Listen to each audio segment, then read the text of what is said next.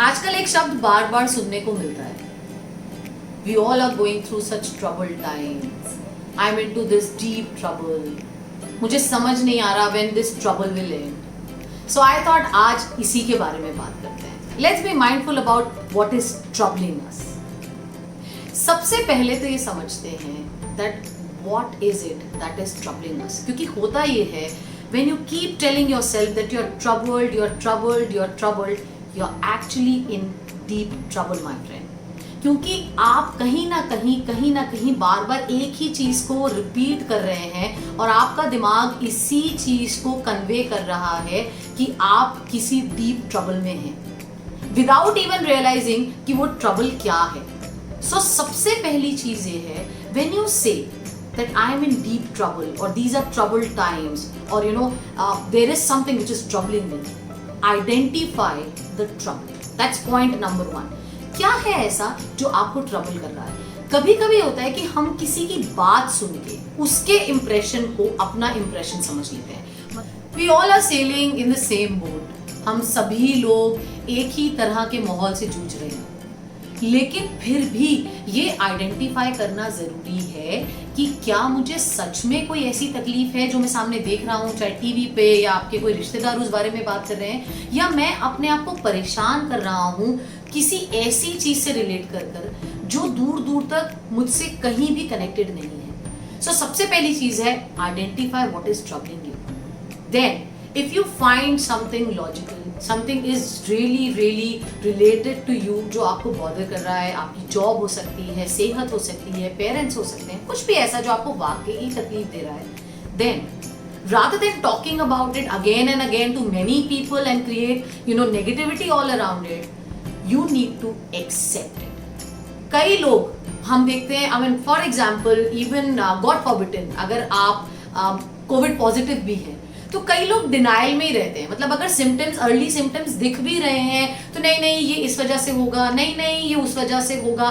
They don't accept कि ये तकलीफ मुझे हुई है। और उसमें क्या होता है कि वो उसका जो इलाज है फिर वो उतना ही लेट शुरू होता है, फिर वो जो चीज़ है वो उतनी ही फेटल हो जाती है और उतना ही नुकसान ज़्यादा होता है। जितना जल्दी आप एक्सेप्ट कर लेते हैं उतना आपको फायदा है।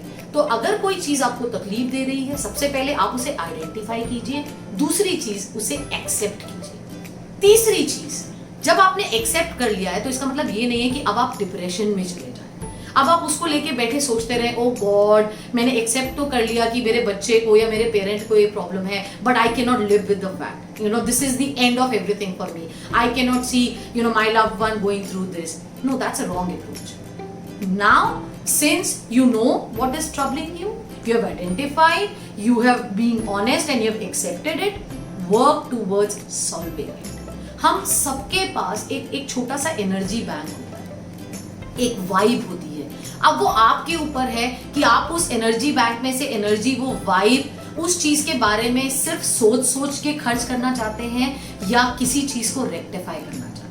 अगर कुछ ऐसा है जैसे कि मैंने अभी अगर कोविड का एग्जांपल ले लें कि सिम्टम्स आए, आपने आइडेंटिफाई किए और एक्सेप्ट किए कि मुझे लग रहा है कि मुझ में या मेरे पेरेंट में ऐसे सिम्टम्स हैं या मेरे बच्चे में आ गए हैं गॉड फॉरबिडन, तो अब मुझे जल्दी से जल्दी उसको रेक्टिफाई करना है, उसको रेक्टिफाई करके ठीक करना है।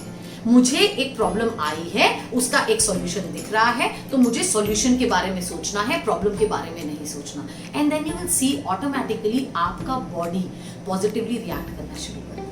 और जब आप पॉजिटिवली रिएक्ट करना शुरू करते हैं तो चाहे आपके एल्डरली पेरेंट्स हों या आपके घर में छोटे बच्चे हों, उन्हें भी ये हिम्मत मिलती है कि नहीं कोई बात नहीं, अगर कुछ प्रॉब्लम आया है, I see my parents how beautifully they are dealing with it and they are being mindful about कि हमने कुछ accept किया और it's a problem and they are working towards the solution. Let's face it together, let's accept it together and let's solve it together.